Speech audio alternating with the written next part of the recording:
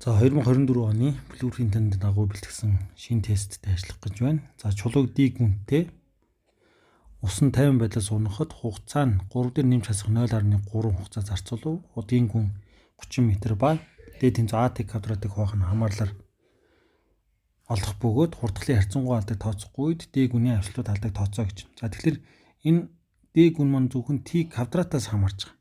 За тэгэхээр T-ийн энэ дээр харьцангуй алдаг болох юм бол эндээс харах юм бол 0.3 гэдэг маань бол 3-ын хэдэн хувь бэ гэх юм бол 10% алдаад болчих. За энэ 10% алдаг бол яаж болох вэ гэхээр 0.3-ыг хуваах нь 3. За тэг өрчгөн 100% гэх юм бол энэ бол харьцангуй алдаа. За тэгэхээр үржих үед бол харьцангуй алдаа яадаг вэ гэхээр шууд нэмэгддэг. За тэгэхээр T квадрат гэдэг маань нь бол T-г үржих нь T буюу T 2 удаа орж ийнэ буюу харьцангуй алдааг бол яах вэ гэхээр 2-оор үржүүлчихнэ гэсэн үг. За тэгэх юм бол энэ дээр бол 10% алдаатай зүйл маань 2 удаа орно гэхээр 20% алдаатай болно. За тэгэхээр D гэдэг тоо маань бол 30 дээр нэмж хасах 20% байх ёстой. За тэгэхээр 30 гэдэг тооны 20% юу байх вэ гэхээр 6 хана гэсэн үг. Тэгэхээр ингээд ажлууд талдаа нь бол яах вэ гэхээр нэмж хасах 6. За дараа нь зурагт өгөгдсөн ачаа тавцан дээгүүр тогтмол хурдтай гулсаж байв. Үрэлтийн хүч ба дүгнэгч хүчийг зөв тодорхойлсон голор гэж. За дүгнэгч хүч гэдэг маань бол өөрөө юу вэ гэхээр нийлбэр хүчийг ярьж байгаа. Тэгэхээр тогтмол хурдтай хөдөлж гинэ гэдэг бол Ньютоны 1-р хууль ёсоор дүнгийн хүч нь бол буюу нийлбэр хүчийн тэгтээ тэнцүү гэж бодож. Тэгэхээр энд бол тэгтээ тэнцүү байх 2 хариулт байна. За тэгээд үрэлтийн хүч. За тэгэхээр эндээс бол ийм жиг задлах юм ийм жиг космос альфа. За ийшээ алуугийн дагуу mg синус альфа байна. За эсрэг реакцийн хүч. За тэгээд үрэлтийн хүч. За энэ хүчнүүдийн нийлбэр тэг байх гэдэг чинь үрэлтийн хүч маань mg синус альфатай тэнцүү байна гэсэн үг. Тийм учраас бидний зөв хариулт бий болов авч. За аль тэгштгэл нь статик үрэлтийн хүчний хувьд үнэн вэ гэж. За тэгэхээр энэ дээр бол үрэлтийн хүч гэдэг маань бол μ үржин n гэдэг. За тэгэхээр үрэлтийн хүч бол яах вэ гэхээр статик гэдэг маань бол энд харж байгаа статик гэд бичсэн байна. За энэ бол статик хүч маань бол тодорхой хэмжээнд бол хувьсдаг, нэгсний биетэй хөдлөхгүй байх зорилттой буюу харьцангуй хөдлөхгүй. За тийм учраас хувьсдаг учраас тэнцүү буюу баг гэсэн ийм тохиолдлыг авч үзэх нэ. За энэ хувьсдаг ерөнхийдөө бол. За ачааг утсан зүүн хөвтэй хавтахад тогтмол хурдтай эргүүлж байв. Би дүүжлэх дүнгийн хүчний талаарх зөв дүгнэлтийг олоорой гэж. За энэ дахиад нэг дүнгийн хүч гэдэг маань орж ирж байгаа. Энэ бол нийлбэр хүч. За тэгэхээр хурдтгал бол юу гэдэг вэ гэхээр дельта v хуваах нь дельта t буюу энэ бол вектор хэмжигдэх юм. Нэгсний хурд өөрчлөгдөд бол хурдтгал үүсдэг. За тэгэхээр энэ бол хурд тогтмол хэрнээ юу байгаа вэ гэхээр эргэлдэх хөдөлгөөн хийж байгаа учраас энд бол чиглэл өөрчлөх хурдтгал үүсдэг. За тэр нь бол юу гэдэг вэ гэхээр тойрог эргэлдэх хөдөлгөөнд үргэлж тойргийн төв рүү чиглэдэг буюу нормал хурдтгал байдаг. За тэгэхээр энд бол тогтмол хурдтай хөдөлж байгаа дүнгийн хүч тэг энэ бол буруу болчих. Яа тэгэхээр төв тэмүүлэх хурдтгал үүсч. За төвөөс цугтаах хүч үйлдэж байгаа бол дүнгийн хүч тэг. За тэгэхээр энд бол инерциал бус тооллын системээр төвөөс цугтаах хүч ярьдаг боловч хэрвээ төвөөс цугтаах хүчийг ярих юм бол энэ хүчнүүдийн нийлбэр тэгүүд шулуун замаар хөдлөх ёстой болж. Тэгэхэд энэ нь бол яаж байгаа гэхээр тойрогоор хөдөлж байгаа учраас бос болохгүй. За тэгэхээр энэ төвөөс цугтах хүч бас ярихгүй байх нь. Тэгэхээр тойрогоор эргэлдэж чиглэл өөрчлөгдөж байгаа тул тэнцүү үйлчлэгч хүч төв тэмүүлэх хүчтэй тэнцүү байна гэдэг. Энэ D болж байгаа. За зурагт өгснөр XZ байрлах 1 кг масстай биетэд үйлчлэх дүнгийн хүч тэг бол X зайг бол гэж. За дүнгийн хүч гэдэг чинь энэ хоёрын F1, F2 бол ийм вектор нийлбэр бол юу ах вэ гэхээр тэг байх хэвээр.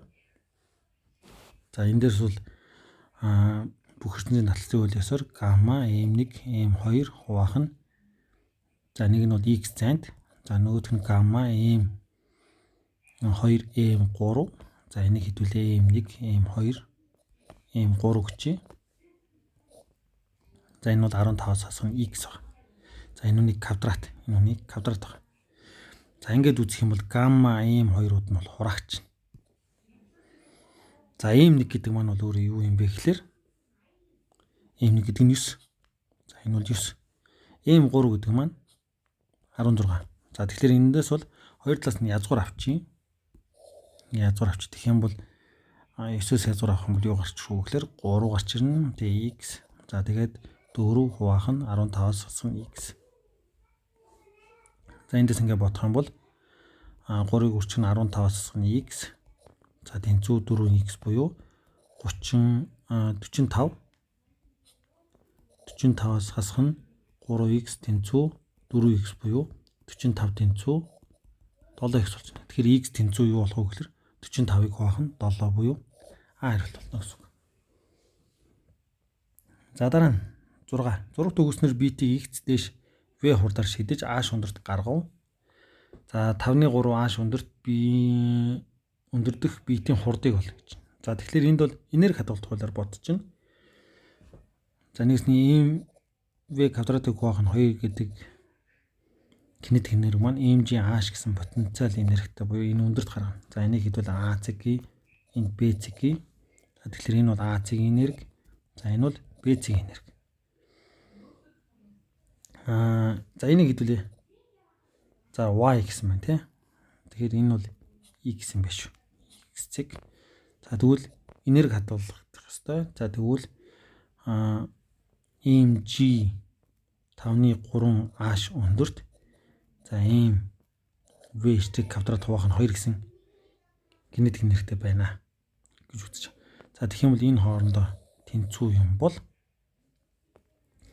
mg h-аас 5-3-ыг хасгаар mg 5-2 h болно. За энэ нь бол ийм v штрихийн квадрат хуваах нь 2. За энд иймтэй хураагч нь. За эндээс v штрихийг олох юм бол 2 2-тэй үржигдээд 4 болно g 4h хуваах нь 5 язгуур дор гэдэг бол v штрих болно гэсэн. За эндээс бол 2 гараад ирнэ. Тэгээд gh хуваах нь 5. За ийм хариулт бол b байна гэсэн. Энерги хадгалт хуулиар бодчихно. За 7 дахь нь 5 кг-аас би анх 50 байдалд байв. Зурагт өгөгдсөнөр би төгөж үйлчлэв. Ямар хугацааны агшинд биеийн хурдтгал 2 м/с квадрат болох вэ гэж. За эндээс графикаас харах юм бол 5 кг-аас бид 2 м/с квадрат хурдтгалтай болно гэдэг чинь F тэнцүү ma бөгөөд 5-ыг үржих нь 2. Ингэх юм бол 10 ньютон байх хэвээр. Тэгэхээр 10 ньютоныг ингээ харах юм бол энд гарч ирж байна. За эндээс ингээ харах юм бол энд бол 225 гэж. Тэгэхээр 225 секундэд байх нэ. Зурагт өгснөр бат дорж нар бөмбөг за 8 дахь нь харилцаж байв. Бөмбөг дорж руу шилжиж байх үед бөмбөгт үйлчлэх дүнгийн хүч хаашаа чиглэх гэж. За тэгэхээр яг энэ агаар дээр явж явах үед бол ерөөсөө энд үйлчлэж байгаа хүч зөвхөн mg л байгаа. Тэгэхээр массыг нь F тэнцүү ma бөгөөд энэ net force буюу дүнгийн хүч чинь өөрөө mg-тэй тэнцүү байгаа. Тэгээ ингээд энийг тэнцвүүлээ бодох юм бол хурдтгал бол ерөөсөө дүнгийн хүч бол ерөөсөө c-ийн дагуу байна. X доош байгаа. Тэгэхээр эндээс хинээс хин рүү гарсан бай буюу анхны хурдны чиглэл бол ерөөс огт хамаарахгүй. За 9. Битийн хурд хугацааны диаграмаас шилжилт хугацааны диаграм руу зөв шилжүүлсэн олоорой гэж. За энд бол хурд бол x гин. За тэгээд хурд бол тогтмол боллоо. Тэгээд хурд бол багасж байна. За тэгэхээр шилжилт хугацааны диаграм. Тэгэхээр энд бол хурдтгал эерэг. За энд бол хурдтгал тэг. За энд бол хурдтгал сөрөг. За энэ сөрөг байна гэдэг чинь энэ бол доош харсан парабол. За энэ бол шулуун. За энд бол яг хөглөр дээш харсан парабол байх хэрэгтэй. За тэгэхээр энэ байж болох юм шиг боловч за энэ дээр бол юу болчих вэ гэхээр энэ дээш харсан парабол учраас болохгүй. За энэ C бол худлаа, D бол огт худлаа. За эндээс харах юм бол энэ дээш харсан хэсгийн парабол байна. За энэ шулуун хэсэг байна. За тэгээд энд доош харсан парабол хэсэг буюу B хариулт байна гэдэг. Энэ хариултыг сонгоно. За дараа нь зурагт өгсөн хайрцгийг үл сунах хугацаар эргэвч дээгүүр дамнуулан ачааг зөв, ачааг суллан тавихад хайрцагт 12 ньютон үргэлжлэлийн хүч үйлчилсэн бол ачааны хурдтгалыг олоо G имэ гэж өгсөн. За тэгэхээр энэ доошогоо Ийм-ийг үржих нь G гэсэн хүч үйлчлэнэ. За дээш утасны татах хүч. За энд утасны татах хүч, энд Т. За барзар гадархуу гэж энд бол үрэлттэй юм байна. За энд бол хойшоогоо чиглэлтэй 12 ньютон хүч үйлчилсэн байна гэсэн үг. За тэгэх юм бол тэртэлийг үчих юм бол ийм G-гээс хасах нь Т тэнцүү M A болно. За нөгөө талд болохоор Т-гээс хасах нь 12 ньютон тэнцүү. За энд M нь бол 4 байгаа. Энд бол юу байгаа гэхээр 4. За энд бол 10-ыг үржих нь А болно гэсэн. За энэ тэртэлийг бид нар бодно гэсэн. За энэ хоёр тэртэлийг хооронд нэмчихье. За тэгэх юм бол 4-ыг үржих нь G гэдэг чинь 9.8 хасах нь 12 тэнцүү 14 А болно гэсэн. За эндээс ингээд бид нар А-г олох юм бол А маань бол 1.9 м/сек квадрат гарна. За юм гарчиж. За дараа нь нэгэн сурагч зураг төгснөр 2 жин дээр массыг нь үл тооцсон 2 м урттай тавцан дээр байрлуул. Дээр нь хэвтв. За 280 ньютон, 220 ньютон гэж сурагчийн хүндийн төв зүүн талаас ямар зайд байх вэ гэж. За зүүн талаас гэдэг маань эндээс X зайг олно гэсэн. За F1 нь болохоор энд болохоор 280 ньютон. За энд болохоор хэд вэ гэхээр 220 ньютон байна гэсэн. За энд бол өөрөө хүндийн хүч байна. За тэгэхээр бид нар аль нэг цэгийг тулах цэг болгоод авчий. За энд тулах цэг олчих юм бол энэ хүч бол момент үүсэхгүй. За тэгэхээр EMG-г үржих нь X. За хасах нь за нэгсний чиглэлийг Y гэж үзлээ. Тэгэхээр 220 ньютоныг үржих нь 2 м тэнцүү моментуудын нийлбэр байна гэсэн. За эндээс EMG чинь өөрөө болохоор энэ 3 хүчний нийлбэр байх хэвээр. Тэгэхээр EMG маань бол юу болчих вэ гэхээр 280 дээр 220-ыг нэмэхээр 500 ньютон болно гэсэн үг. За тэгэхээр энд бол 500 ньютоныг үржих нь X. За тэнцүү 440 ньютон метр. За эндээс X-ийг олох юм бол 440-ийг 500 хуваах буюу энэ нь 0.88 м гарч ирнэ гэсэн. За дараа нь 12 дахь нь тэг градус температурт ус мөс хоёрын ялгааг буруу тайлбарлсан олно гэж. За тэг градус Цельс гэдэг маань Больцманы хуулиар бол 2.3 КТ буюу энэ нь бол кинетик энерги байх хэвээр. Тэгэхээр мөс өөрөө тэг градус Цельс. Тэг градус Цельстэй ус мөн адил яг температурууд нь адилхан. Температурууд нь адилхан хэд вэ гэхээр 273 Кельвин. Тэгэхээр яг энэ хуулиар бодох юм бол кинетик энергиуд нь ус мөс хоёрын хувьд бол яг адилхан. Тэгэхээр юу ялгаатай вэ гэхээр бүрэн энерги гэдэг нь кинетик энерги болон потенциал энергийн нийлбэр байдаг. Тэгэхээр кинетик энерги нь адилхан юм бол ус мөс хоёр маань юугаар ялгаатай юм бэ гэхээр потенциал энерги рүү зөрүүтэй болно гэсэн үг. За тэгэхээр усны нийт потенциал энерги мөс хайлуулсан ус болгоход дулаан шаардлагатай. Тиймээс ус мөснөөс их энергитэй. За энэ бол үнэн. Усны молекулын кинетик энерги мөсний молекулын кинетик энергиэс их. За энэ бол буруу болчих. Кинетик энерги нь бол ялгаагүй болчих. За мөсний нийт потенциал энерги усныхаас бага. За тэгэхээр энэ бол үнэн болчих гэсэн үг. Ус мөс ижил температур байгаад бол дундаж квадратлаг хурд ижил. За тэгэхээр энэ бол 2.3 КТ гэдэг чинь өөрөө МВ квадратыг хуваах нь 2 буюу энэ дундаж квадратыг хурдууд нь бас яг адилхан болчих. Тэгэхээр энэ үнэн болчих. Тэгэхээр буруу С. Халуунаа барьдаг савыг зурагт үзүүлв хоёр хананы завсар вакуум бөгөөд энэ нь дулаан дамжуулах аль хэсгийг багасгаж байна уу гэж. За тэгэхээр энэ халууны сав байна тий. Тэгэхээр энд дунд вакуум байна гэдэг маань энэ дунд хий байгаа учраас хий дулаан дамжуулах үзэгдэл бол конвекц үзэгдэл байдаг.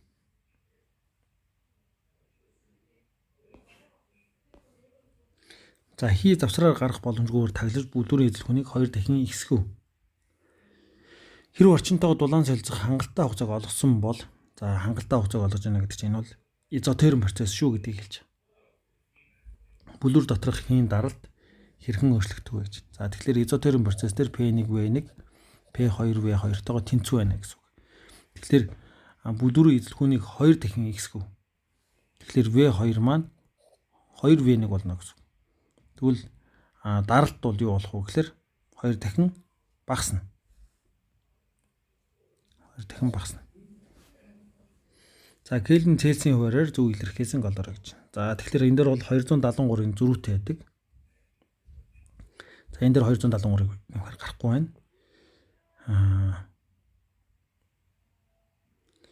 За энэ дээр 200 Кельвин гэдэг маань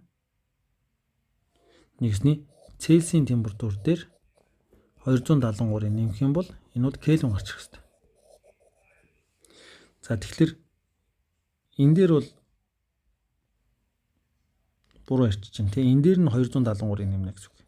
Тэгэхээр гарахгүй байна. Хасах 73 дээр 273-ыг нэмэх юм бол юу гарч чинь вэ? 200 гарч чинь. Тэгэхээр энэ зүг болчих.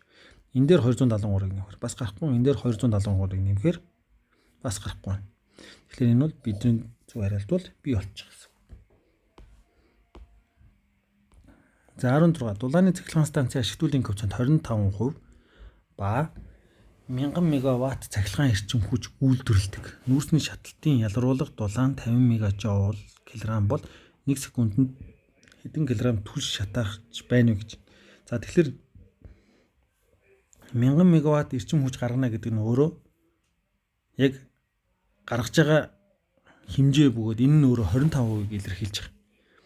За тэгэхээр 25% чинь өөрөө 1000 мегаватт. За тэгвэл 100% болохын тулд юу болох вэ гэхээр энэ дээр бол 4 дахин x буюу 4000 мегаватт болчих. За тэгэхээр 4000 мегаваттыг гаргахад ямар хэмжээний түлш шаардлагатай вэ гэж олно. За тэгэх юм бол энэ хэмжээг хэдүүлээ P гэж. За Q гэж. За тэгэх юм бол 4000 мегаватт гаргаж ирэхин тулд ямар нэгэн 50 мегаджоулыг хуваахын килограммыг үржих нь ямар нэгэн масс байх хэрэгтэй гэсэн үг. Ийм. Тэгээ массаар үржүүлж энэ килограмтайгаа хурагдаад энэ гарч ирэх ёстой. За тэгэнгүүт 1 секунд гэж байгаа. Тэгэхээр 1 секунд 50 мегаджоул гаргаж байгаа юм чи энд бол өөрөө хуваах нь 1 секунд байна гэсэн үг. Тэгэхээр жоулыг секундэд хуваах юм бол энэ бол өөрөө юу болох вэ гэхээр ватттайгаа хураагч. За энд мегатайгаа хураагч. За энд тэгтэй хураагч. Тэгэхээр 50-ыг 400 5 хуваахаар энэ бол юу болж байгаа вэ гэхээр 80 болчихно гэсэн үг. Ингээд ийм нь 80 кг.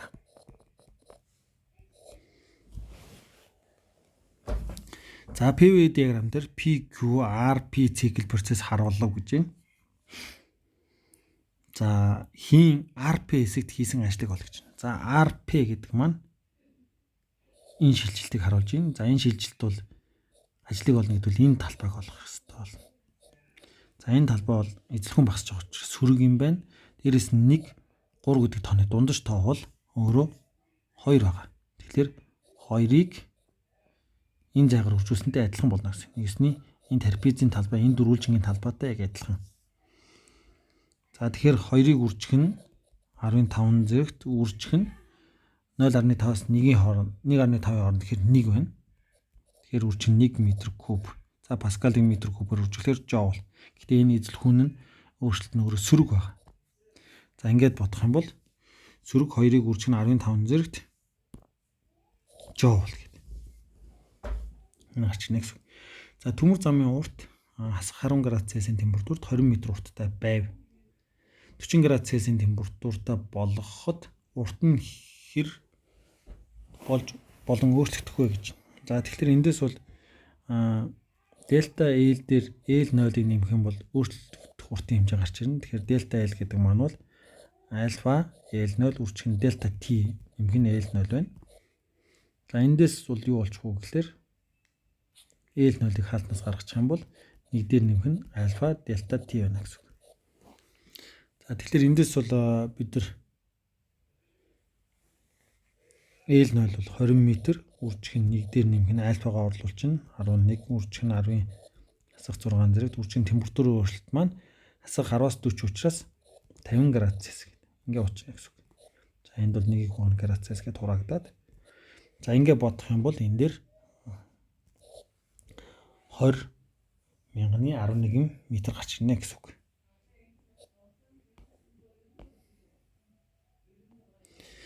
За зурагт өгөгдсөнөр ил санхт 500 г масстай ил 20 градус байв.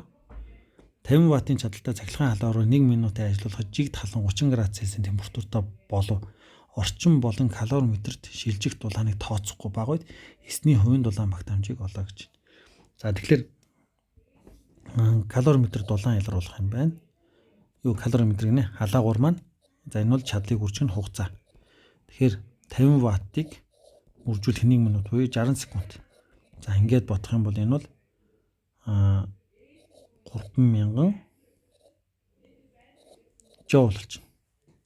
3000 жоул. За энэ дулаан юу болж байгаа вэ гэхээр элсэн рүү шингэн. За элс маань болохоор Q тэнцүү EMC delta T. За тэгэхээр энэ хоёр бол орчин руугаа алдахгүй шээс 3000 жоул тэр чигтээ энэ элсэн шингэсэн гэсэн үг. Тэгэхээр энэ бол 3000 жоул. За масс нь 0.5 кг. За температурын өөрчлөлт маань 20 градусаас 30 градусаас болсон гэдэг чинь 10 градусаас санаа гэсэн үг. За эндээс цэг болох юм бол энэ тэгтэйгээ хураагч чинь. За 30-ыг 0.5 тавих юм бол 600. За ингээд C-ээр гарч иж байна гэсэн үг.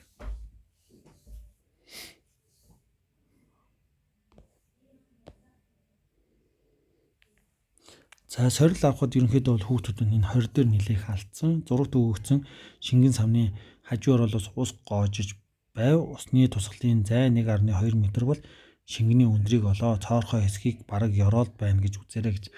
За энэ бодлыг бодохдоо бол бараг энерги хадгалт хуулиар бочдөг. Бернулийн тэгштгэл манаар энерги хадгалт хуулиас хамаардаг гараад ирдэг.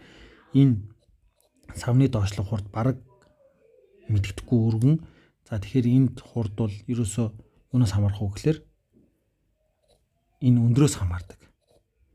За тэгэхээр бол энэ хурд бол өндрөөс хамаардаг бол mg h гэсэн потенциал энерги маань mv квадратыг байх нь 2 гэсэн кинетик энергитэй болно гэсэн үг. За усан цахилгаан станц бол яг ингэж ажилладаг. Усыг өндөрт гаргах тусмаа доор ёроолд гарах одоо усны хурдны хэмжээ ихсдэг. За тэгэх юм бол энд хурдыг олох юм бол 2gh гэдэг хурдтай байна гэж үз. Гэтэл энэ дэр бид энэ хурдыг мэдэхгүй байгаа. Юу мэдж байгаа гэхээр 1.2 м зай туссан. Ямар өндрөөс унсан хурд юм одоо буусан бэхлээр 0.8 м.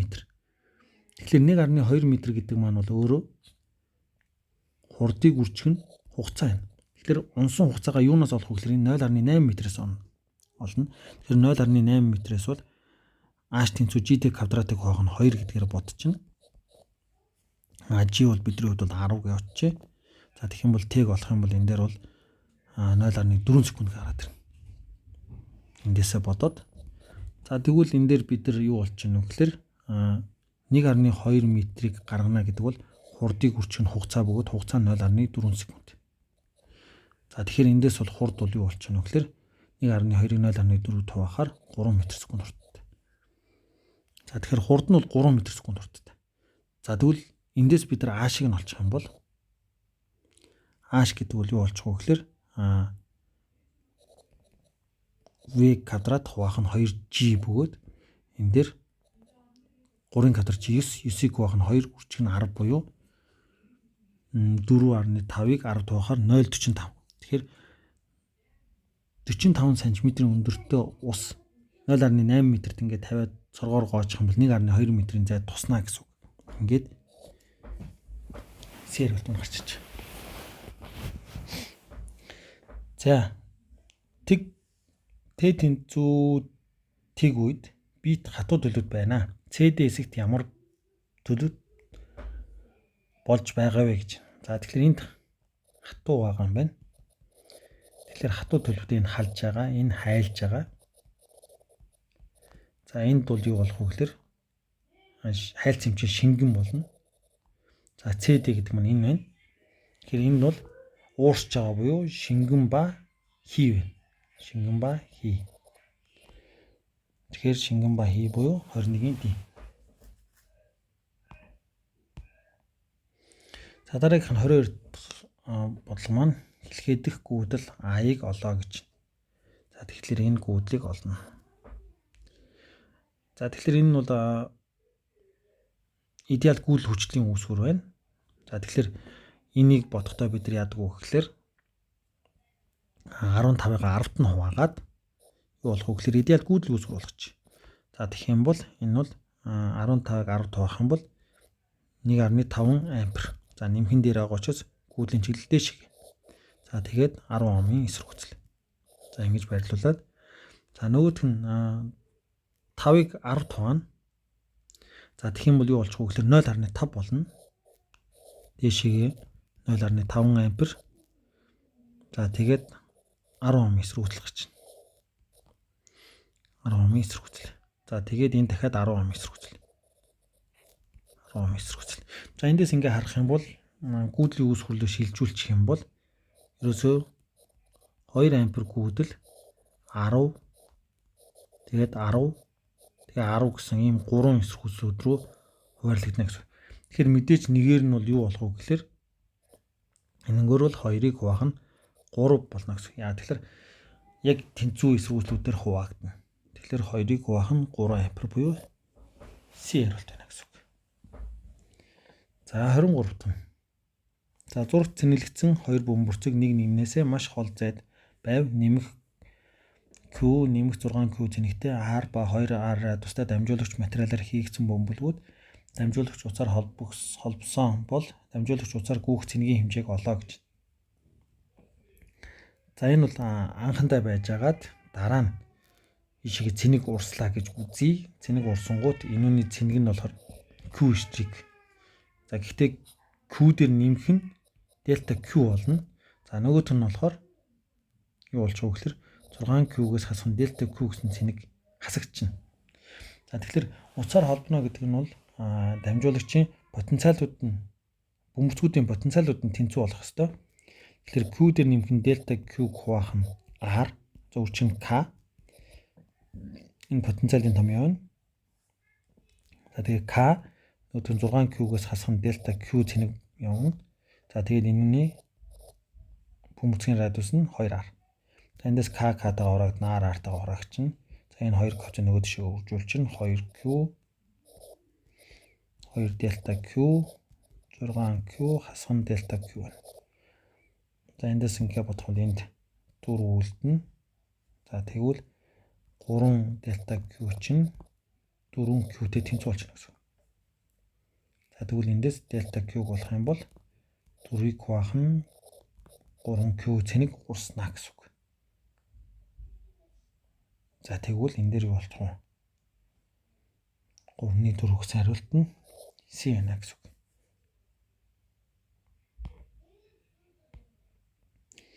За электрон вольт юуны нэгж вэ гэж. За тэгэхээр бид нар энэ бол атом болон электроны хувьд бол энергийг тооцдог нэгж байгаа. Нэгсний Q гүрчг нь V гэдэг бол ажил байдаг. За тэгэхээр энд бол Q гэдэг нь кулон. Тэгээд вольт байдаг. Энүүний нэгж чинь юу болох вэ гэхээр joule болдог. За тэгэхээр 1 кулон гэдэг маань өөрөө цэнгийн хэмжээ болно. Юу болох вэ гэхээр игэл цэнгийн хэмжээ маань болохоор E гэдэг маань 1.6 гүрчг нь 10-ын хасаг 19 зэрэгт кулон байдаг. Тэгэхээр электроныг вольтоор үржүүлэх юм бол энэ бол цаанаа бол энерги хэмжээ болно гэсэн үг. Энерги нэгж болно. Маш бага энерги дээр ярьж байгаа гэсэн үг. За дамжуулагч уцаар гүйдэл гүйхгүй байв аль нь зөв тайлбарласан бэ гэж. За чөлөөт электрон эмх замбрааг хөдлөнө. За энэ үнэн. Чөлөөт электрон хөдөлгөөнгүй байрлалын худлаа. Бүх электрон нэгэн зэрэгт нэгэн зүгт хөдлөнө. Гүйдэлгүйг үед энэ боломжгүй. Чөлөөт электрон тэнцвэрийн байранд хэлбэлзэх хөдөлгөөн хийнэ. За энэ худлаа. Тэгэхээр хариулт байна гэсэн үг. За хэлхээнд хоёр өөр холболт харуулв. Эсрүүцэл ба батарей цахилгаан хөдлөхүйж ижил ба нэг эсрүүцэлтэй хэлхээний чадал P. За энэ дээрх чадал P юм байна. За тэгвэл цуу холбосон хэлхээний нийт чадлыг олоо гэж. За чадлыг олно гэдэг бол V квадратыг хуваах нь R байна. За энэ дээр бол юу болж байна вэ гэхээр P штрик маань V квадратыг хуваах нь 2R болж байгаа. Ерөнхий эсрүүцэл нь яаж байгаа вэ гэхээр цуу учраас нэмэгдэж байгаа. Тэгэхээр энэ бол юу болох вэ гэхээр P хуваах нь 2 болж байна гэсэн үг. Нэгсний V квадратыг хуваах нь R чинь өөрөө P. Тэгэхээр энэ дээр B хариулт болно гэсэн үг. За 27. Улаас чидэнгийн гүйдэл хүчтлийн диаграм өгдөг хүчтэл ба тухайн утгад харгалзах эсэргүүцлийг ойролцоогоор зөв тодорхойлсон голоорой гэж. За тэгэхээр эндээс бол бид нар бодох нь байна. Хөөж 2 вольтод 1.5 ом. За 2 вольт гэдэг нь энэ байна. За энэ дээрх гүйдэл бол 1.5 байлаа гэж бодъё. Тэгэхээр 2-ыг 1.5 хуваахаар 1.5 гарахгүй нь ойлгомжтой. Энэ биш байна. 4 вольт. 4 вольт дээр за нэг 2.5 байна. Тэгэхээр 4 вольтыг хуваах нь 2.5 гэх юм бол энэ 3.2 гарахгүй нь ойлгомжтой. Тэгэхээр энэ бас биш байна. За 6. 6 дээр ингээ харах юм бол гүйдэл нь 3.1 за нэг 2 ч юм уу 1 ч юм уу тэр хавцаа байна. За тэгэх юм бол эсэргүүцлийг олно гэдэг бол 6 вольтыг хуваах нь 3.1 за 1 хавцаа ч юм уу. Ингээ бодох юм бол энэ бол 2-оос бага тоо гарч ирнэ. Тэгэхээр энэ бол байж болох талтай. За дараа нь 8 дээр харж байна. 8 дээр 0.9. 8 дээр ингээ харах юм бол 3.5 гарч ирж байна. Тэгэхээр энэ бол 8-ыг 3.5 тоона гэдэг бол энэ бол 2-оос их тоо гарч ирэх хэрэгтэй. Энэ бол 2-оос их тоо. Тэгэхээр энэ бол 0.9 биш. Тэгэхээр C хариулт. За дамжуулагч тогтмол зурагт дамжуулагчийг тогтмол зурагт өгснөөр тогтмол соронзон оронд оруулав. Дамжуулагчийн соронзон орондох уртын хэмжээ ба гүйдлийн хүчийг зураг дээрээс хараарай гэж. За эндээс соронзон орны индукц дамжуулагч перпендикуляр бөгөөд 2 Тесла бол дамжуулагч соронзон орны зүгээс үйлчлэх хүчийг олоо гэж. За энэ дээр бол бид нар амперын хүчний томьёо гоч нь I, B, L синус альфа. Тэгэхээр перпендикуляр учраас энэ бол 1 болчихно. За I нь юу вэ гэхээр 1.3 ампер байна. За энэ зураг дээр байна. За B бол 2 Тесла. За L нь бол энэ байна. Тэгэхээр энэ бол 0,125 метр болчихно гэсэн. За ингээд бидний хариулт бол 28 дээр C гарч ирнэ гэсэн үг.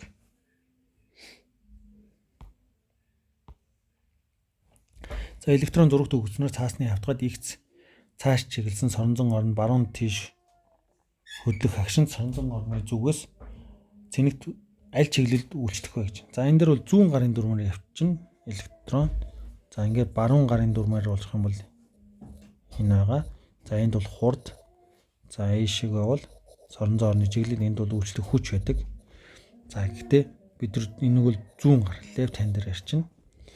За тэгэх юм бол хурдны чиглэл баруун, соронзон орны чиглэл цаашаага гэх юм бол үйлчлэх хүчний чиглэл доошоо гарч ирнэ. Тэгэхээр энэ бол D хариулт байна гэсэн үг. За циклотрон гэдэг 11-ийн сурах хүч дээр байдаг. Гэхдээ энэ бол маш тайлбар бол айгу дутмаг байдаг. За та хэд мань интернетээс өөрсдөө сонирхож үзээрэй. За соронзон орны талаар холбогдолтой учраас анхны бөөмийн хурц сурыг оруулж ирсэн байгаа. Сонирхолтой байх болов уу гэд. За тэгэхээр энд бол циклотрон бол яадаг вэ гэхээр соронзон орны зүгээс бөөмийг бол хурцгадаг. Бөөмийн чиглэлийг өөрчилдөг. Тэгэхээр QVB буюу энэ бол өөрөө Лоренцийн хүч гэж нэрлэдэг.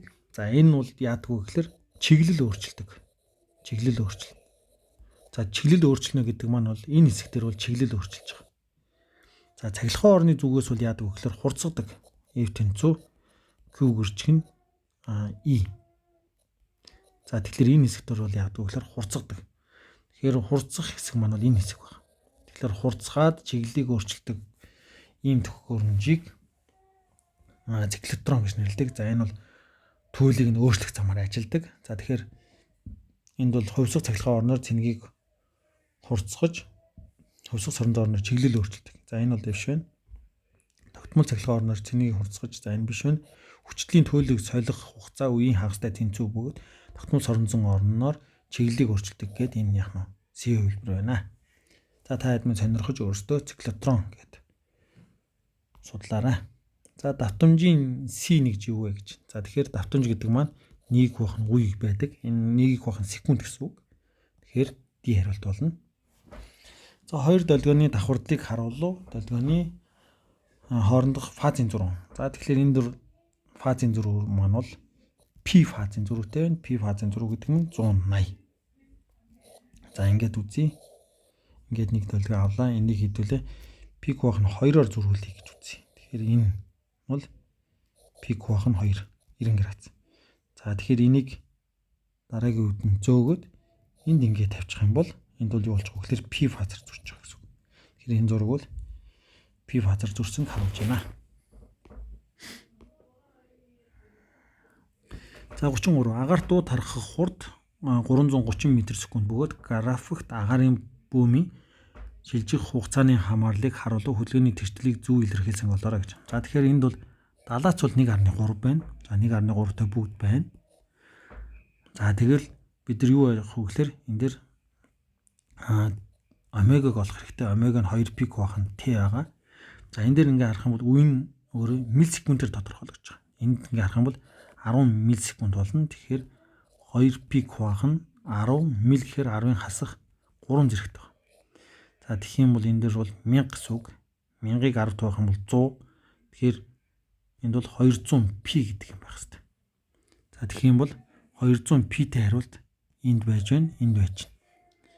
За тэгэнгүүт энэ дээр синусаар илэрхийлж байна. Синус гэдэг маань бол алга байна. Гэхдээ синус космос маань бол хоёр маань бол пик хуваах нь хоёр фазын зөрүүтэй байдаг бөгөөд бидний зөв хариулт B байна гэсэн үг. Нэгсний энэ бол омега. Тэгэхээр бидний хөдөлгөөний тэрчтэл бол гармоник функц маань А синус омега T нэмэх нь P гэж болно. Эсвэл энэ космос байж болно тий. За ингээд бичнэ гэсэн үг. За утсанд үүсэх зогсон төлөвлөгөөнийг харуулв. Утсан дахь хэлбэлцлийн давтамж 150 Гц бол утсанд тархах долгионы хурдаг бол. За тэгэхээр энд бол нэг нь ингэж яваад нөгөөх нь ойсон долгионыг дүрсэлдэг. За тэгэх юм бол энэ дээр бид нар долгионы урт гэдэг маань бол энэ зай байна гэсэн.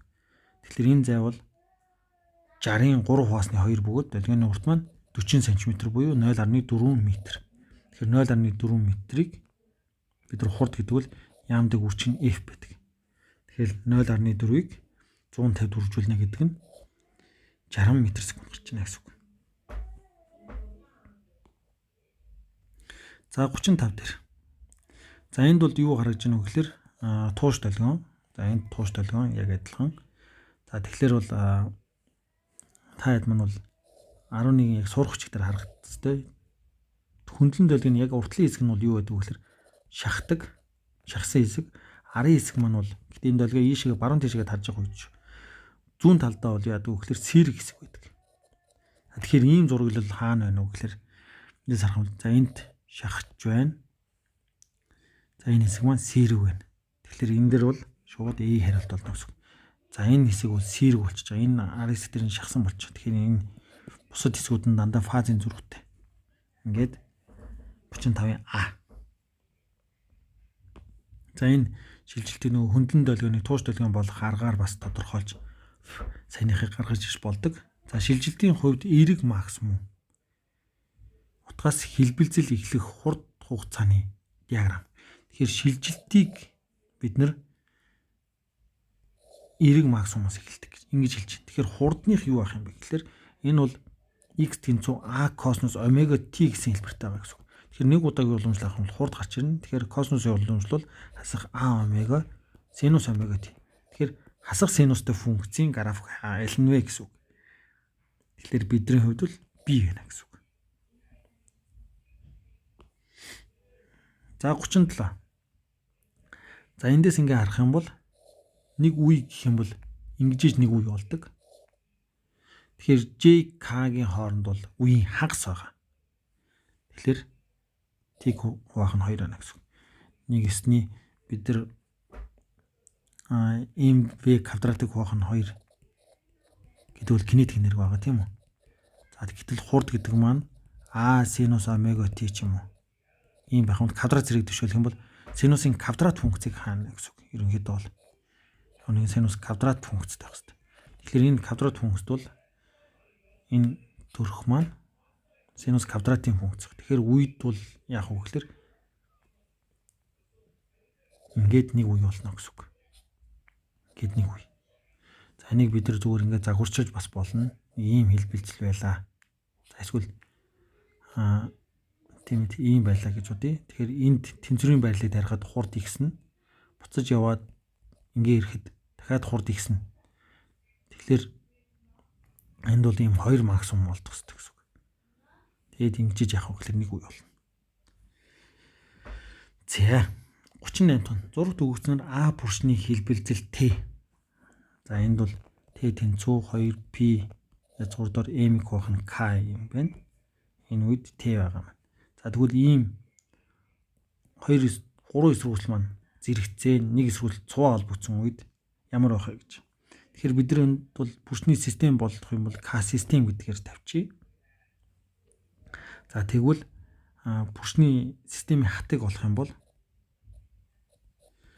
за зэрэгцээ холбогдсон үед бол бүршний хат нэмэгддэг. Тэгэхээр 3K.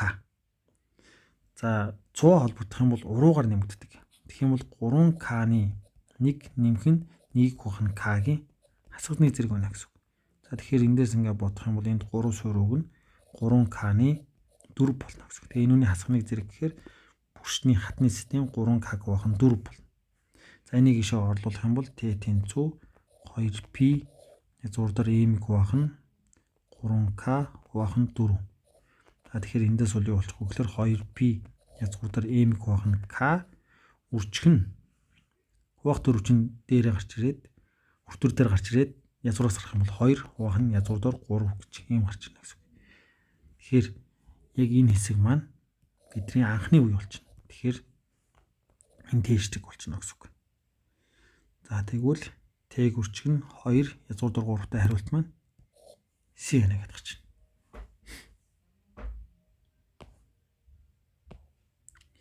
За 39 200 герцийн татамжтай ижил үүсгүүрээс гарсан долгионы замын зөрүү 1 м-ийн үед дуу бүрэн сулардаг.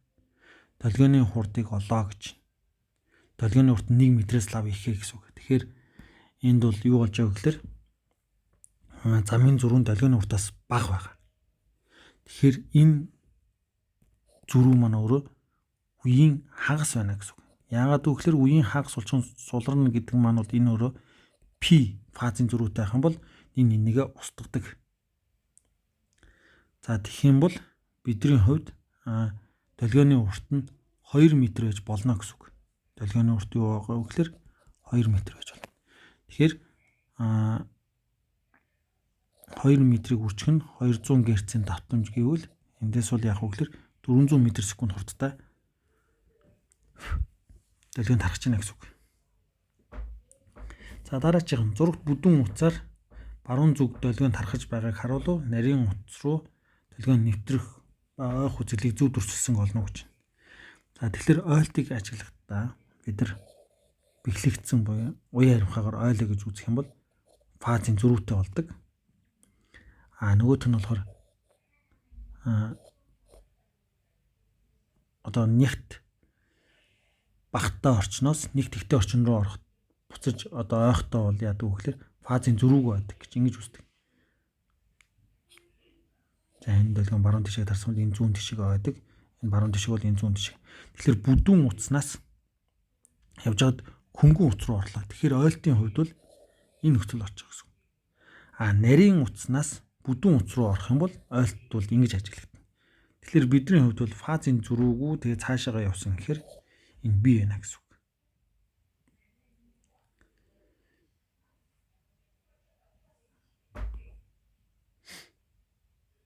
За 41 бол маш амархан байна. Хатгай толино лагны дүрсийг зөв байгуулан ажиглаж зөв зургийг олоо гэж. За тэгэхээр нүд байна. Лаа байна. За тэгэхээр энэ эсрэг талд үүсэх ёстой. Тэгэхээр энэ бол биш байна. Тэгэхээр нүд лаа эсрэг талд нэмэгдсэн D хариулт байна гэсэн үг. За гүдгэр толиноос би 20 см зайд байрлаж байв. Толины мөрөлтийн радиус 40 см бол ямар дүрс үүсэх вэ гэж. За тэгэхээр фокусын зай нь бол R-ыг хуваах нь 2 байгаа. Тэгэхээр 40-ыг 2 хуваах юм бол энэ бол 20 см. За гэхдээ нэг юм байна. Гүдгэр тол гэж. Тэгэхээр мөрөлтийн радиус нь хуурмаг байгаа. Тэгэхээр энэ бол хасах 20 байна гэсэн. За тэгвэл толиноос B 20 см-ийн зайд байгаа. Тэгэхээр 1 хуваах нь A, нэмэх 1 хуваах нь B. Тэнцүү 1 хуваах нь F гэж бодно. 1 хуваах нь 20, нэмэх 1 хуваах нь B. Тэнцүү 1 хуваах нь хасах 20. Эндээс 1 хуваах нь Б болох юм бол хасах 1 хуваах нь 20, хасах 1 хуваах нь 20 болно. За эндээс ингээ бодох юм бол хасах 10-1 болчих. За эндээс B тэнцүү хасах 10. За энэ дээр бэн сөрөг гарна гэдэг бол энэ бол хуурмаг дүрс үүсснийг хэлдэг. Хуурмаг. Тэгэхээр 10 см-ийн зайд хуурмаг дүрс үүсчээ гэвэл 42-ийн D. За зурагт нэмгэн линзэнд дүрс үүссэн харуулуу дүрсийн талаарх зөв тайлбарыг олоо гэж. За энд B байна. За мэдээж фокусын зайн дотор тал тавих юм бол би томорч дүрс үүсдэг, хуурмаг дүрс үүсдэг. Томруулдаг шилээр харж байгаа хүн бол B-ийн нөгөө талаас халддаг буюу Y байрлалаас харж байгаа. Тэгэхээр энэ тасархаагаар холбогдсон учраас энэ бол хуурмаг дүрс. Тэгэхээр хуурмаг дүрс байна. Тэгээд үнийг Y байрлалд харах хэрэгтэй. Тэгэхээр B байна гэсэн үг. За 44-45 бодлогод мөсөнд туссан гэрлийн замыг харуулаа гэж. За мөсний хугарлын илтгэгчийг олоо гэж. За тэгэхээр энд 1 гэж үзье. Энийг n гэж үзье. N-ийг үржих нь синус 46 тэнцүү n-ийг үржих нь синус 35 байх хэвээр. Тэгэхээр синус 46-г синус 35 дахь хуваасан харьцааг олно гэсэн үг. Тэгэхээр энэ дээр А хариулт байна гэсэн. За 45-ыг бол мөсөөр нэвтрэх төөтөн үнцгийг олоо гэж. Энэ төөтөн үнцгийг олно. Тэгэхээр энд хугарлын үйл бичих, энд хугарлын үйл бичих яг адилхан учраас энэ 46 байх юм бол энд мөн адил 46 градус байна гэсэн. Тэгэхээр энд бодоод авах ямар ч шаардлага байхгүй. 46. За дараа нь 46 дахь бодлого нь нүдний диаметр 2.3 см рүү өгөөд эрүүл нүдтэй хүн 25 см-ийн зайд байгаа биедэг хамгийн том тод харж чаддаг бол нүдний фокусын зай ямар байдаг вэ? Харах зайнаас хамаарч нүдний фокусын зай өөрчлөгддгөө гэж. За тэгэхээр энд ингээд нүд бай. Энэ зай нь өөрөө 2.3 см буюу энд ингээд нүдний одоо бүртгэгч хэсүүд байгаа гэж үзье. Тэгэхээр энэ зай B. За тэгэхээр энд ингээд А зай маань бол хувьсаж өөрчлөгддөг. Хамгийн багадаа 25 см. За тэгээд энэ B бол хязгааргүй хол байж болно гэсэн үг. Тэгэхээр А нь хязгааргүй байж болно. За тэгэхээр нэг хуваах нь хязгааргүй, нэмэх нь нэг хуваах нь 2.3 тэнцүү нэг хуваах нь F гэх юм бол F нь бол 2.3 гарчна. За нөгөө талаар А нь нэг хуваах нь 25, нэмэх нь нэг хуваах нь 2.3. Тэгээд нэг хуваах нь F-ийг олно гэх юм бол F-ийг бодвол энэ нь 2.1 гарчна. Тэгэхээр F маань бол 2.3-аас 2.1-ийн хооронд байгаа гэсэн үг. Тэгэхээр энэ бол C хариулт байна гэсэн үг.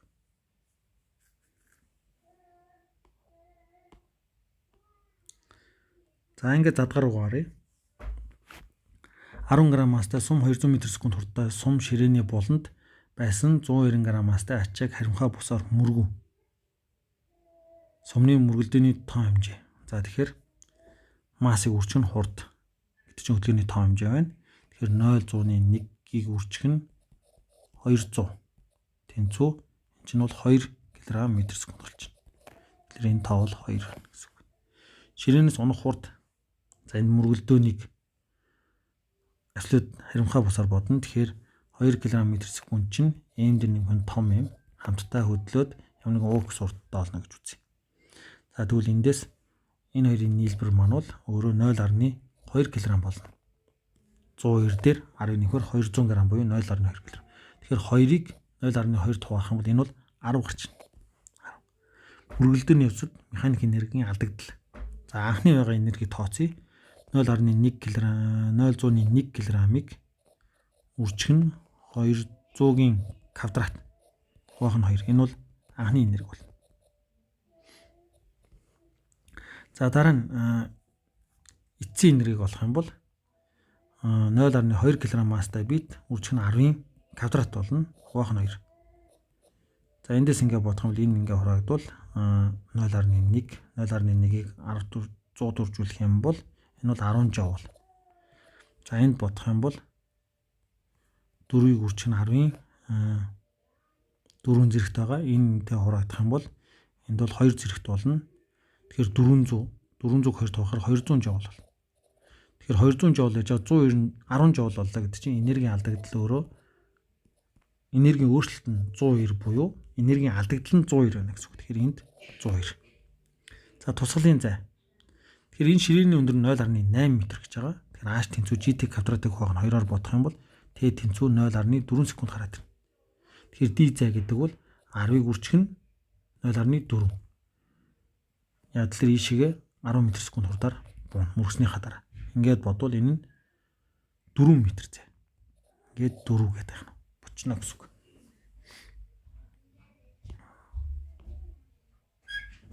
За хоёр атомд 200 мол идеал хийн цикл процесс PV диаграмд харуулв. R-ыг ойролцоогоор 8 гэж бодоо. A-ийн 5 гэж. Циклийн максимум температур ийм кельвин. За энд максимум температур гэхээр 2 4-ийн үржүүрүүл 8 байгаа. За энд 2 3-ийн үржүүр 6. Тэгэхээр максимум температур нь энэ 8 дээр гарч ирнэ. За тэгэхээр PV тэнцүү нь юу RT-г нь. Тэгэхээр 4-ийн үрж нь 10-5 зэрэгт.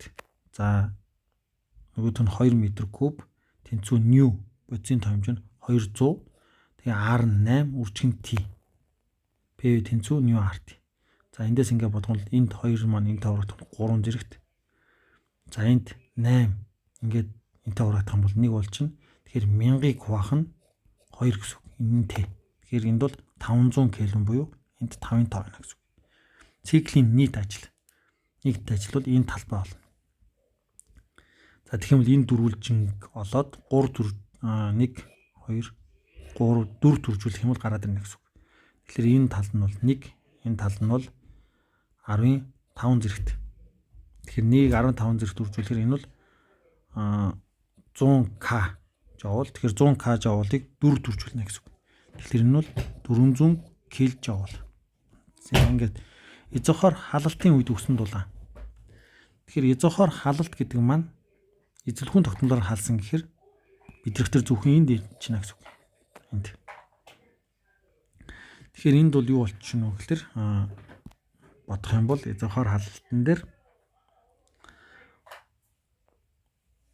гаднаас өгсөн дулаан дотоод энергийн өөрчлөлт болон ажил болно. Ажил нь гэхдээ изохор үед тэг болчихно. Тэгэхээр 2-ны I nu R delta T болно. Nu R delta D чинь өөрөө P P нь өөрчлөгдөж байгаа дельта PV болчихно гэсэн үг. За тэгэх юм бол энд бол 2 атомд учраас 5 болно. 2-ны 5 даралтын өөрчлөлт нь болохоор 1-ээс 4-ийн хооронд гэхээр 3 болчихно. 3-ыг үржих нь 15 зэрэгт үржих нь эзлэхүүний 1 байна гэсэн үг. За ингээд бодох юм бол энэ дээр 15 750 кJ болчихно гэсэн үг. За циклийн ашиглуулын коэффициент. За тэгэхээр өгсөн дулааны нийт ажил тухайна гэсэн үг. За тэгэхээр өгж байгаа дулааныг харах юм бол энд дулаан өгж байгаа. За өгж байгаа дулааныг энд тэмдэглэж чинь бас энд байна. Ийм 3 хэсгээр дулаан өгж байгаа. За энэ хэсэг маань бол изобар. Энэ хэсэг маань изобар. Тэгэхээр изобар хэсгүүд дээр өгсөн дулааныг бодохдоо бид нар Q тэнцүү μ CP dt гэж бас бодож болдог. За CP гэдэг чинь CV дээр нэмэх нь R бөгөөд CV чинь 2-ны I за нэмэх нь 1 үржих нь R байгаа. За эндээс ингээд бодох юм бол I-ын 5 бөгөөд энэ бол 2-ны 7 R гэж бодчихно гэсэн үг. 2-ны 7. За тэгэх юм бол 2-ны 7 R μ dt. Тэгэхээр энэ бол өөрөө юу болчих вэ гэхээр PDV-гийн өөрчлөлт болчихно. Тэгэхээр 2-ны 7-оор үржүүлээд байна гэсэн үг. За тэгвэл изобар үе дээр энд 4 1-ийн үржүүр тэр чинь 4 байгаа. Тэгэхээр 2-ны 7 4 1-ийн үрж юунаас асах вэ гэхээр эндээс харах юм бол 2 4 үржүүл тэгэхээр 8. Тэгэхээр 8-аас хасах нь 4 үржих нь 100 кJ гэсэн үг. 100 кJ. За нэмэх нь. За ингээд бодчихно. Ингэх юм бол юу болох вэ гэхээр 4 4-ийг 2-т хуваах юм бол 2 2-ыг 7-д үржүүлэх юм бол 14. Тэгэхээр 1400 кJ. За энэ изобар үед. За дараагийн изобар үед. За энд бол Q1, энд Q2 гэж. Q1, Q2, за энд Q3. Тэгэхээр Q3 маань бол юу болчих вэ гэхээр энэ үржүүр маань 3 2-ийн үржүүр. Энэ үржүүр маань 2 2-ийн үржүүр. Тэгэхээр 3 2-ийн үржүүр чинь 6, 6-аас 2 үржүүлэхээр 4. Үржих нь 2-ны 7. Тэгээ үржих нь 100 кJ. За ингээд бодох юм бол энд бол 2 700 болчихно. 700 кJ. За ингээд өгсөн дулааныг бодох юм бол 700 дээр 750-ыг нэмнэ. 1450 болно. Тэгэхээр Q1, Q2, Q3-ын нийлбэр маань өгсөн дулаан буюу 2850 кJ болчих гэсэн үг. За тэгэхээр ашиглуулын коэффициент маань ажилд буюу 400 кJ уулыг 2850 кJ тоона гэсэн үг. Тэгэхээр энэ тэгтэй хураагчна. За тэгэхээр энийг хэдүүлээ ингээ хураачих юм ийм болчихно. За энд 2-оор үржүүлэх юм бол за 2-т үржүүлэх юм бол энэ нь 57 болчихно. 57-ны 8 болно гэсэн үг. 57-ны 8. Тэгэхээр энд бол 8. За. Q2 цэнэгээс P цэг хүртэлх зай. Тэгэхээр энэ дэр бол координатыг харах 4, энд 3 байгаа. Тэгэхээр энэ бол 5 болно. 5. Пифагорын теорем руу чинь 2 цэнэг хоорондын харилцан үйлчлэлийн хүч. За тэгэхээр энэ хоёрын хоорондын харилцан үйлчлэлийн хүч чинь хоорондын зай 3. Тэгэхээр K Q1 Q2 хуваах нь 3-ын квадрат. K нь 9-ийг үржих нь 19 зэрэгт. Q1 нь болохоор 8. Тэгээд Q2 нь болохоор 10. За ингээ болчихно гэсэн үг. За тийм микро учраас 10-ын хасах 6 гэхээр 10-ын хасах 12 зэрэгт болно. Тэгээ 9. За энэ 9-тэй хураагчна. За энд ингээ бодох юм бол энд ингээ бодвол 10-ын хасах 3 зэрэгт. Тэгэхээр 80-ыг үржих нь 10-ын хасах 3 зэрэгт буюу 0.100-ны 8 болчихно. Тэгэхээр энд бол цэг тэг 8 байна гэсэн үг. Ийм ньютон. P цэгдэх Q1 цэнигийн үүсгэж цахилгааны потенциал гэж. За тэгэхээр эндээс харах юм бол энэ нүуний үүсгэх потенциалыг олно. За тэгвэл юу болох вэ гэхээр потенциал гэдэг нь KQ хуваах нь R. K 9-ийг үржих нь 19 зэрэгт. За Q нь болохоор Q1 маань болохоор 8 үржих нь 10-ын хасах 6 зэрэгт. Тэгээд зайн 4 байгаа. За эндээс бодох юм бол энэ энтэйгээ хураагдлаа 3 зэрэгт болно. Энэ энтэй хурааглаа 2. Тэгэхээр 18 болно. 18 гэхээр 1.8-ыг үржих нь 10-ын 4 зэрэгт вольт болчих. Тэгэхээр энд бол 1.8. За нөгөөх нь P цэгдэх гэдээ бодох юм бол эндээс сөрөг цэник байгаа. Тэгэхээр энэ P цэг дээр бол 2 цэник потенциал үүсгэнэ. Тэгэхээр 5-аар бодно гэсэн үг. K Q2 хуваах нь 5. Ийм потенциал болно. Гэхдээ энд бол сөрөг цэник байна. Тэгээд P2-ыг олоод P1 дээрээ P2-ыг нэмэх юм бол энэ бол тэг вольт гарч ирнэ гэсэн. Тэгэхээр энд бол тэг. Тэгэхээр потенциал өөрөөр скляр хэмжигдэх учраас шууд нэмээд бочно гэсэн үг. За дараа нь гармон хэлбэлцлийн далаац гэж байна. Энд бол кинетик энерги шилжилтээс хамаарсан хамаарлал байна. Тэгэхээр хамгийн их шилжилтийн утга нь 0.5 байна. Тэгэхээр 0.5 м буюу энэ бол 5 см. Хэлбэлцэж буй биеийн масс 0.3 бол тэнцвэрийн байрлалыг дайрах үеийн хурд B м. Тэнцвэрийн байрлал энд дайрна. Тэгэхээр энд бол кинетик энерги маань 0.6 тэнцүү mv квадратыг хуваах нь 2. За масс нь бол юу юм бэ гэхээр 0.3 байна. Тэгэхээр энэ бол 0.3. Тэгэхээр энэ энтэйг хураагчих юм бол энд бол 2 гарч ирнэ. Энэ 2 2-тойгоо үржигдэх юм бол 4v квадрат тэнцүү 4v тэнцүү 2. Тэгэхээр энд бол 2. Циклийн давтамж v тэнцүү a омега байдаг. Цикл давтамж гэхээр омегаг олно. Тэгэхээр v хуваах нь a. v нь 2, a нь болохоор 0.5. Ингээ бодох юм бол 200 5 туусанд адилхан буюу 40 ардиан секунд гараад байна гэсэн. Тэгэхээр энэ бол 40. За x тэнцүү 2 см-ийн үйдэх потенциал энерги. X тэнцүү 0.2 гэхээр энэ байна. За энэ үйдэх кинетик энерги нь 0.5 байгаа. Тэгэхээр энерги гэдэг нь бол кинетик энерги дээр нэмэх нь потенциал энерги байна. Кинетик энергийн максимум утга нь өөрөө 0.6 байгаа. Тэгэхээр кинетик энерги бол өөрөө энд 0.5 бол потенциал энерги хэд юм бэ?